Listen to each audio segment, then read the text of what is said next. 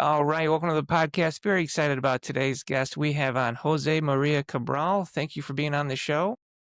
Thank you for receiving me. It's always delighted to talk about screenplays and movies. I wanted to talk to you about your newest one coming out right now, Street, which is playing, I think, several screenings at South by Southwest. Is that correct? Yes, three screenings. That's amazing.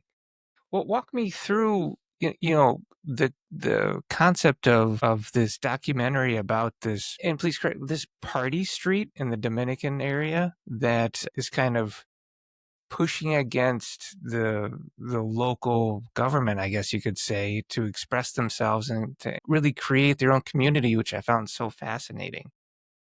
Yeah, that's a good description. It's this famous place. It's now famous because, well, it was always kind of famous, the neighborhood Capotillo. We used to know about this place and hear the stories about the violence, about the crime, about the drugs, narcos and stuff. And it was like a group of artists that said, enough. We need to find our own place in this, in not only in Capotillo, but in the music world, in the art world. So they started creating through a few resources. They had a small computer, a recorder, and they just started recording music. And then they started throwing parties. And then the pandemic came.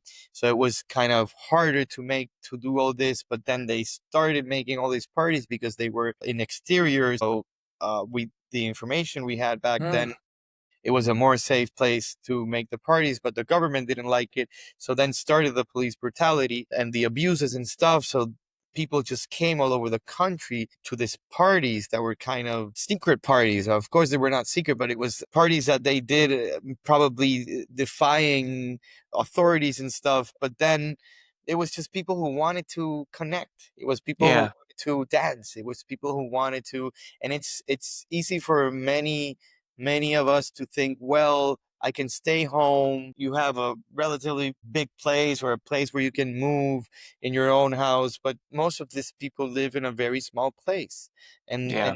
they need to go outside and they need to do stuff. So everything that they started creating, they knew they had this power of, through these parties, also showing their art, their music, and their personalities.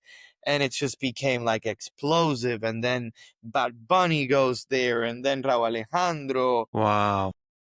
Everybody's like, we gotta see this, we gotta be there. They start making videos and it goes more viral. And yes, and this film celebrates all these great artists, but it also portrays the harsh reality of Capotillo and of a lot of Dominican Republic neighborhoods, where you can see a lot of inequality, you can see a lot of how it is to survive there, you can see the struggles and stuff. And it was, and it's in all of that thing happening is that the movie tries to find the ideal characters. There are the anonymous faces that you don't hear and you don't see in the press, that are making or transforming, more than making, transforming this place into a hub of creativity. I think what you're doing is so important by shining a light on these people because, we're all feel that we're the hero of our own story, but being able to finally see the eyes through someone living in not just a completely different culture, but in a completely different way who is out there really fighting for what I'm hearing you say, self-expression. I mean, that's what it sounds like. They're trying to get themselves out there and do more than just be viral. I mean, this is a community that has created, and from what I was seeing, a whole economy has developed around it. So, like, people's livelihoods are depending on these nightly parties. Yeah, you're right. It's an art of survival. I always give the example that you can see in the film of Natasha. Natasha is a very talented dancer, and she has invented many things, and that's gone viral, and people are imitating. And one of the things she's done is the dance of the Gillette.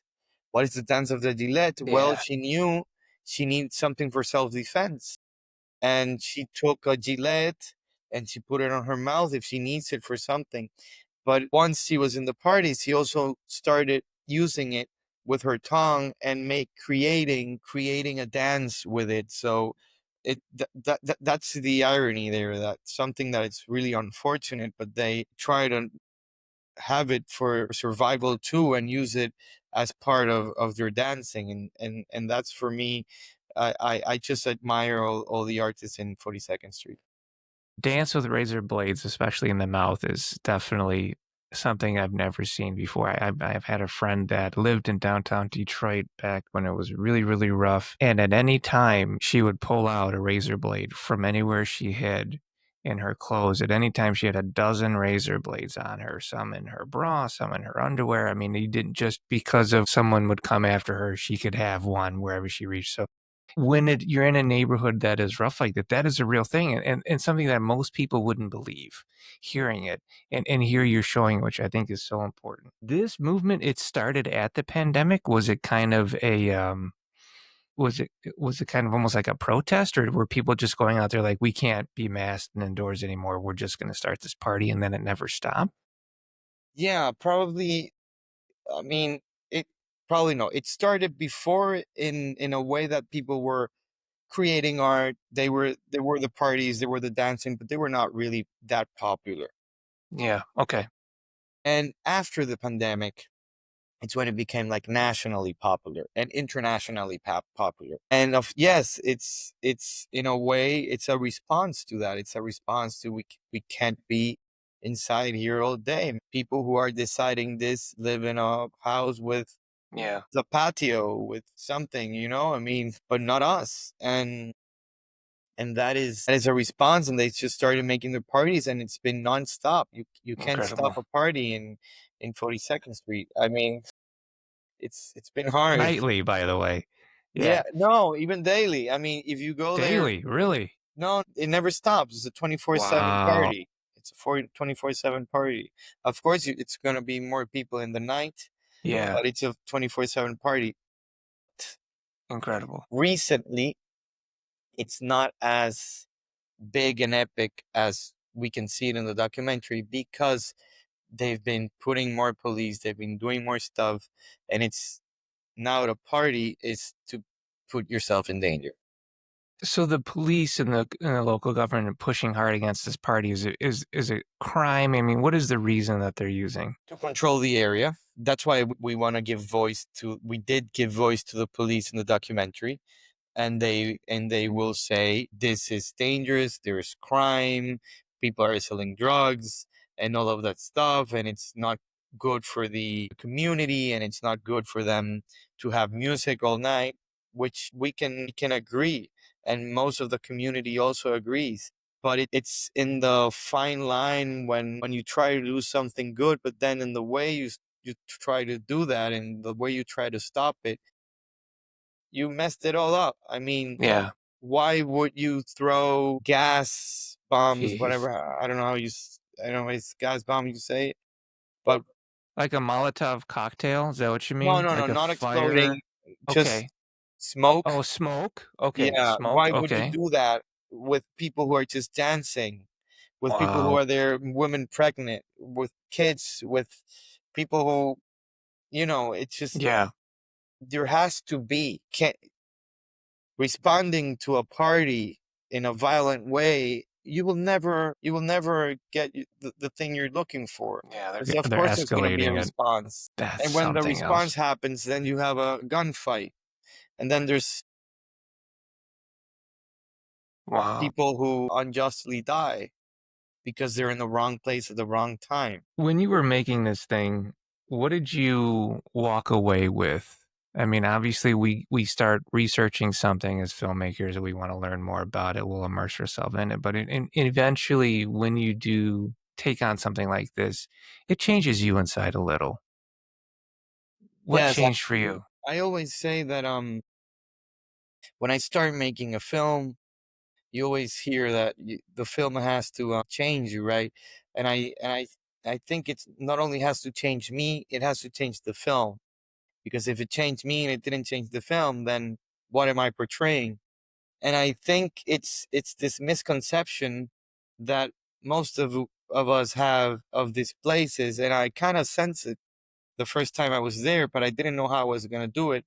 And it's this misconceptions of this is going to be very dangerous, and people are gonna be like really mad, Right. and all I'm gonna see it's just drugs and stuff, and people just overdosing and stuff. And yes, that happens. Even you can see it in parts of it in the documentary, but you don't have, in the misjudgments, you don't have the faces and the struggles detailed and following the experiences that they are living. Not only like say it in a big scale, is following these people to their homes, knowing their family, knowing their kids, knowing their art, how they write, in what circumstances do they write, what are they fighting, what are they trying to avoid, and what it is to be there. And I always say that being in Ken Street, even if you live there or go there for a visit, you can feel the fragility of life.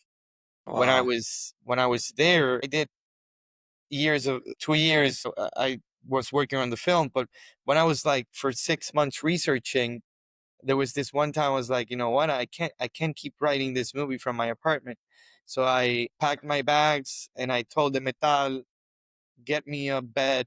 I'll sleep anywhere. I need to write this movie in Capotillo. Yeah.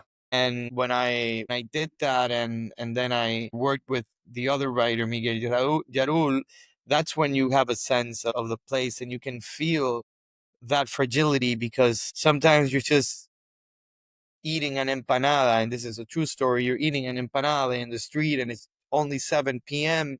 and everything looks normal, and you look back and there's two people just gunfighting, and then you have to Oh my run gosh. because a bullet crosses over you, who's going to impact that bullet and stuff. And you can have that, or you can have stuff like, I remember waking up at 4 in the morning because they were knocking at my door, and it's a bunch of young people who were just running away from the police, and they just wanted to for me to give them space. And of course I opened the door. There was a bunch of people, and it's just being there, you can feel it. And that's why you have, and that's me as a visitor. Even though I was staying there, that's me as a visitor. But once you live there, it's more about surviving one day at a time.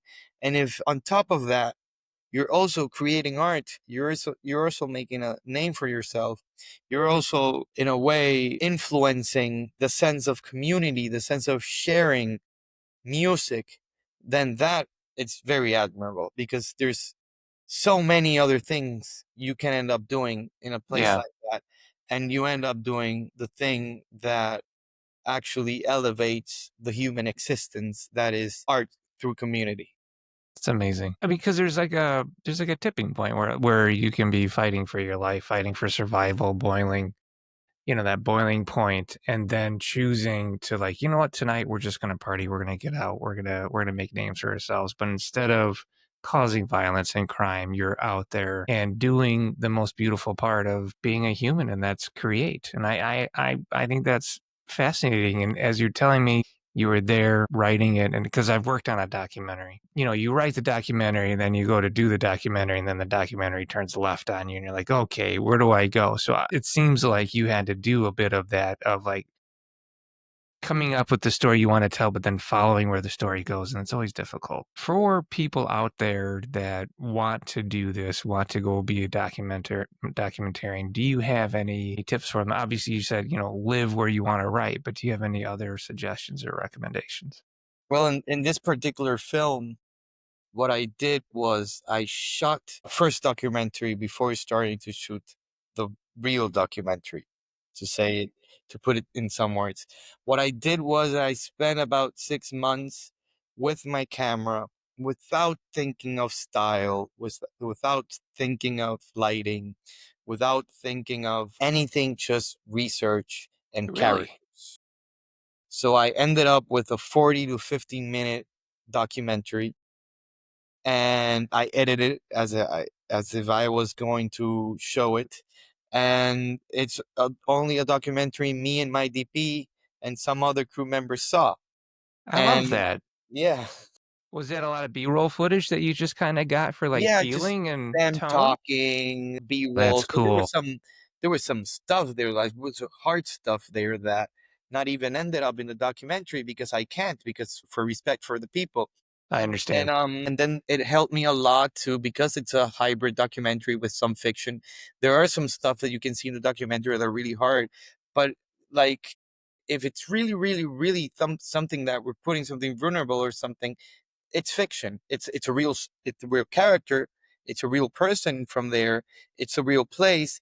But we're actually asking that person when that person is available and to recreate something, because of course there's a lot of stuff in the same documentary. Yeah, if I didn't do that documentary, that first documentary, I was going to waste a lot of time. And sometimes our memories, we can't rely a lot on our memories, even if it's good. Of course we can rely, there's a lot of even emotional memory that you use in the documentary in some way or another. But once you have it there, and you shoot a documentary and you have something in your investigation process, in your research process, and it's something you're not thinking about anything of cinematic issues, like just probably the sound is really bad, the lighting sucks, everything is, I'm just here with the characters and the location. Then once that's done and you sit down with your co-writer and with your DP, then you go like, okay, look at this. We can do this. We can do that. That happens every Friday. We can shoot it again. Or look at this. We're not shooting that, but we can ask him to do something similar. Yeah. And then you get a sense of going to the root of it.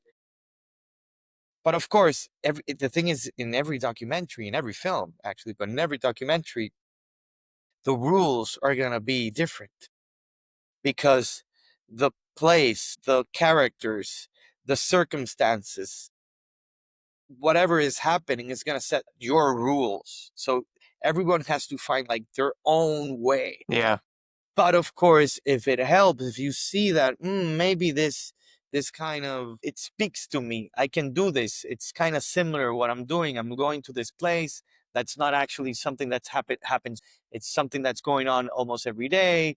Well, then maybe that this can work. But you can't do this if you're in a war zone. You can't do Yeah. this if you're in something that happens specifically one time. So it's got to be really more about finding the rules of your documentary. But if you happen to do something similar to what I did in 42nd Street, and yes, I would recommend doing a documentary of your research process. I love that.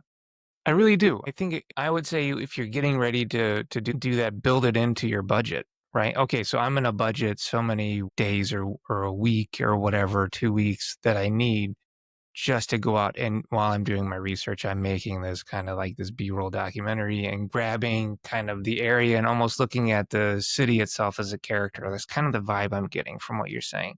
Yeah, And and the budget I should be the minimum. I yeah, know we have I to do think a that's budget because we great. have to eat. We need a camera. We need a hard Yeah, drive. hotel room and yeah, But it has to, absolutely. even if it's this, go. Yeah, iPhone. It's okay. I mean, that's won awards as well. So, but also that brings me to like the fact that you got multiple showings at South by Southwest. That's absolutely amazing.